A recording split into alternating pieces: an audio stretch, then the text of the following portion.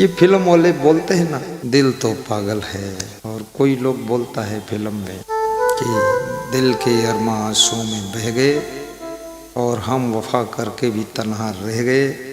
और कोई गाता है गोटेदार लहंगा निकलो जब डाल के, और छुरिया चल जाए मेरी मतवाली चाल। ये सब है क्या मामला? ये सब वही है लफड़ा। ये इसलिए बड़े बड़े बुद्धिमान, बलवान, पहलवान, धनवान लोग भी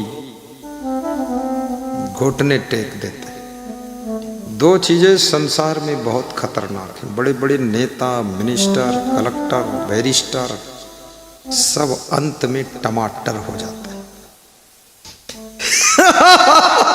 टमाटर इसलिए कहा, टमाटर की चटनी बनते हैं। मास्टर, डॉक्टर, इंस्पेक्टर, जितने टर टर टर, आखिरी में टमाटर।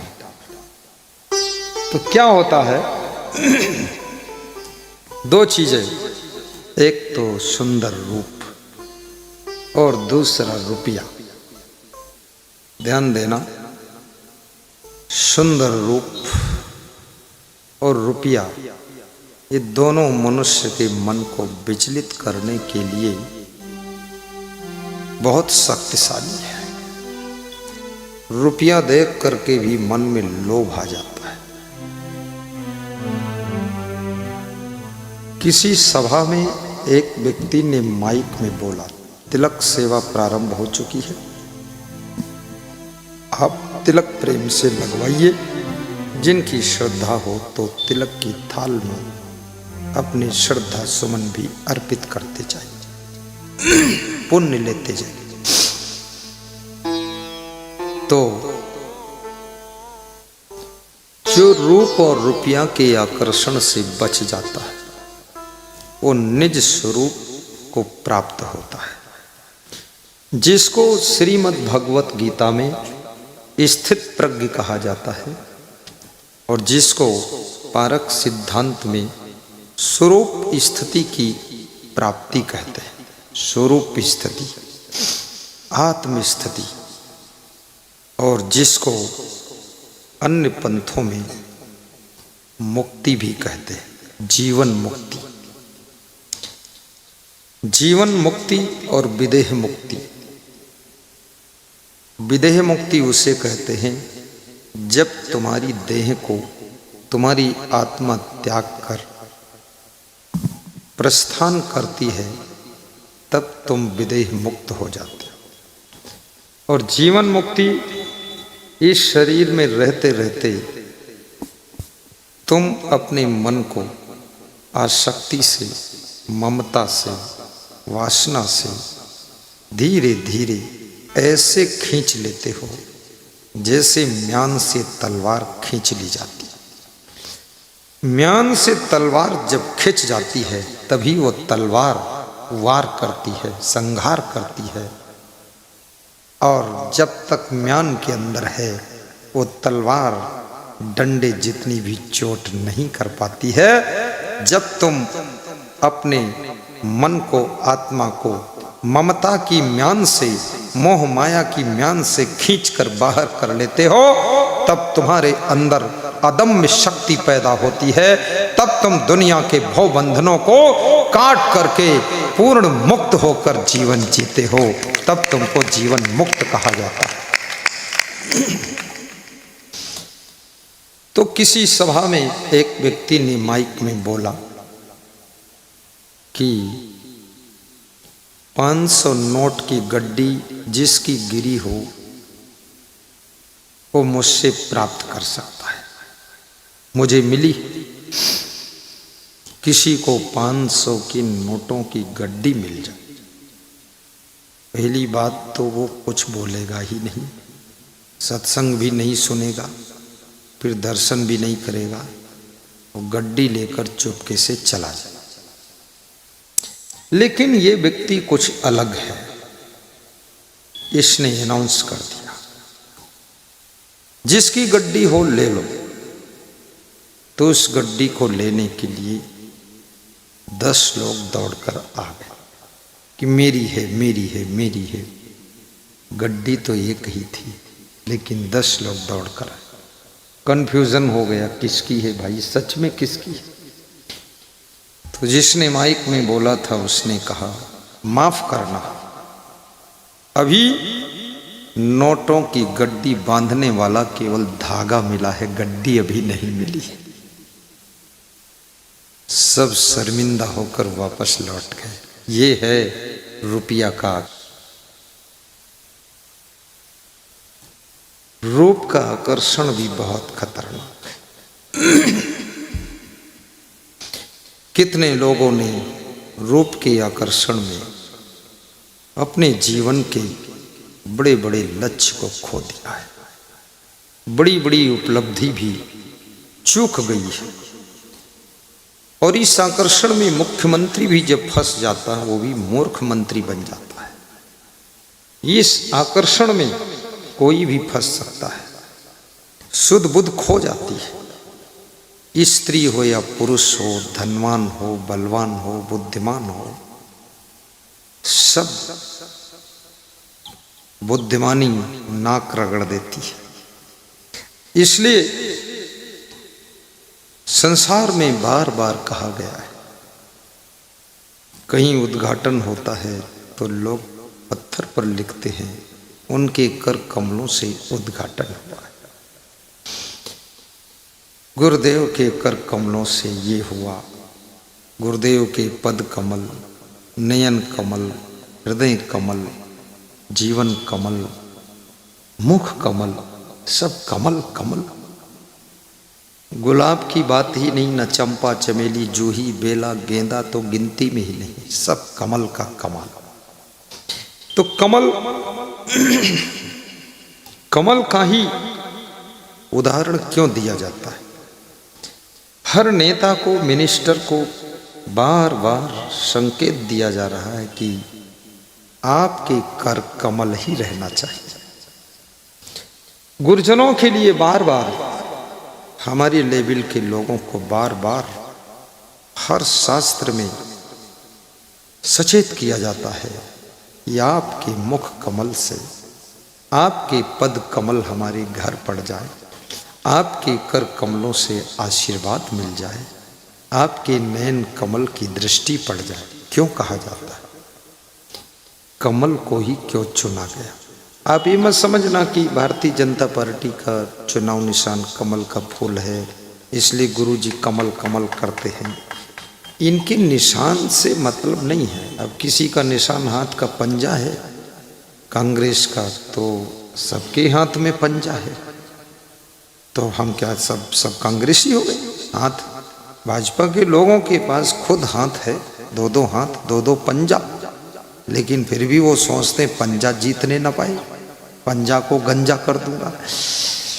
तो ऐसा नहीं, किसी पार्टी का प्रचार नहीं कर रहा हूं, ये आध्यात्मिक बात बता रहा हूं। पुंडरीक पुष्कर कमल अब्ज जलज अम्भोज, पंकज वारिज कोकंदे कुबले कंज सरोज।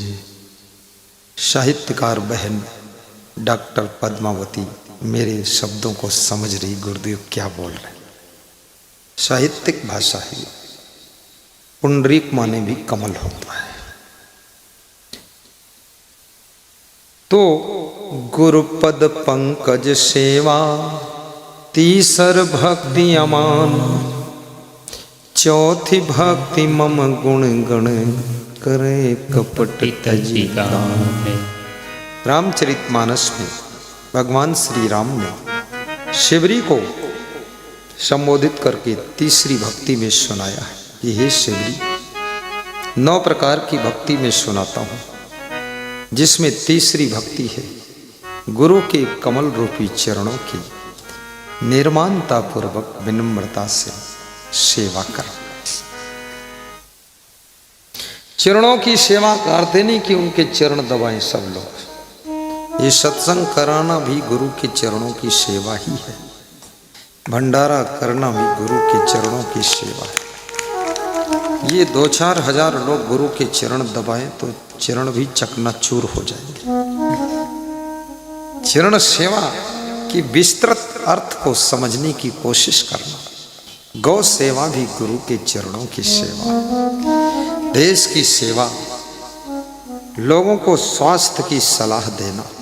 जैसे वो डॉक्टर की टीम आई है, खड़े हो डॉक्टर साहब, ये स्वास्थ्य की सलाह देते हैं, कुछ दवा भी थोड़ी दे देते हैं। ये गुरु के चरणों की सेवा ही कर रहे हैं। कभी महिलाएं मेरे चरण नहीं दबाती, मैं तो दबाने ही नहीं देता पुरुषों को भी। इस साल से थोड़ा दबवाया हूँ 2-4 लोगों से। एक सेन साहब आया है कल से, वो ब्रजमोहन अग्रवाल की भी मालिश वालिश किया, तो घम्मन लाल ने कहा कि आपको भी थोड़ा कर दे। मैं तो छूने नहीं देते, लेकिन पहली बार मैं छूने दिया उसको।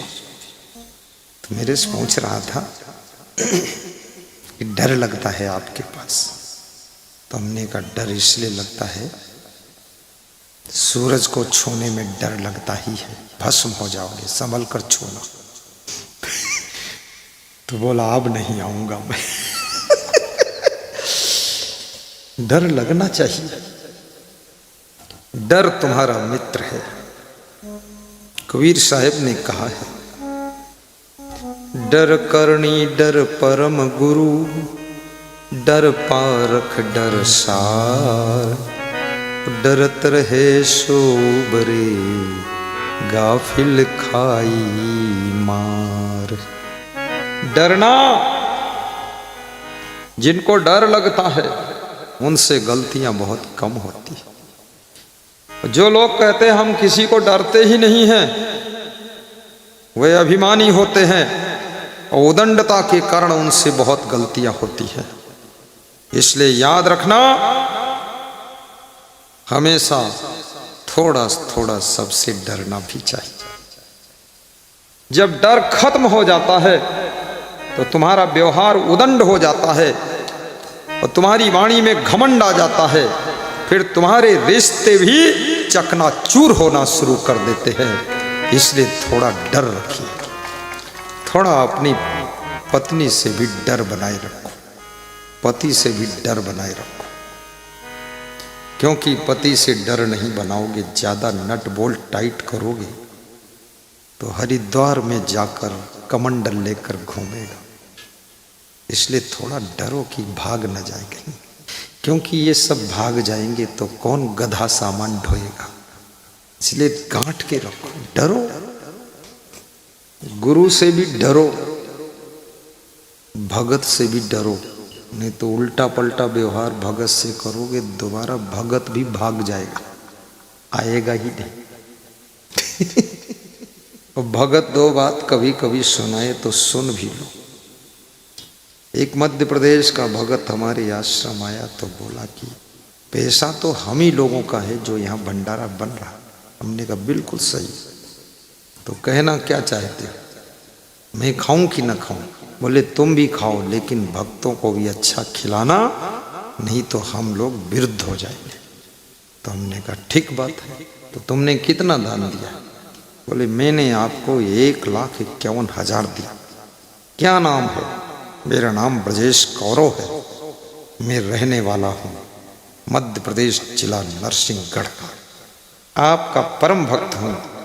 लेकिन यही कहना चाहता हूँ, अपने सभी प्रिय भक्तों का ध्यान रखना, इनको भूसा न खिला देना।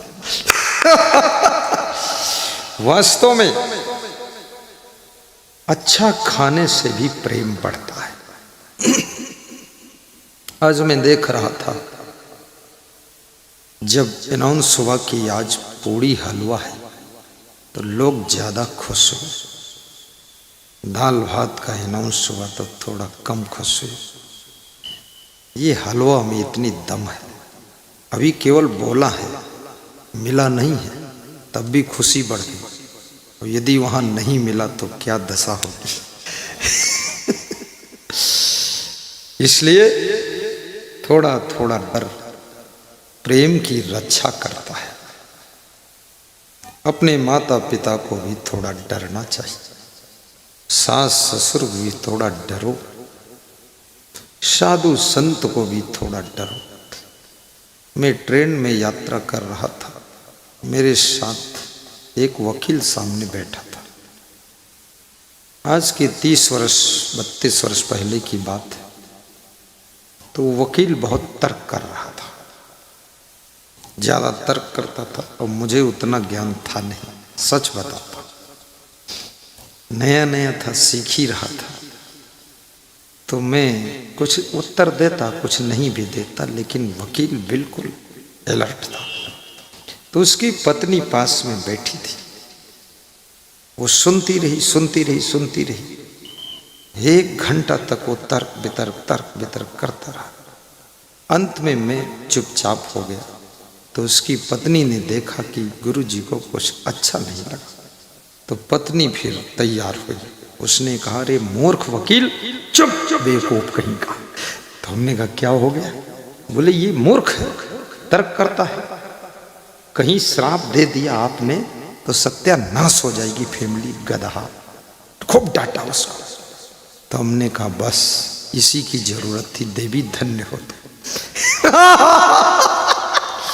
और जहां उसने डांटा, वकील बिल्कुल शांत। उसने कहा, पैर छू, संत के पैर छुआ। बोले, हाथ जोड़ो, माफी मांगो। हाथ जोड़ा, माफी मांगो।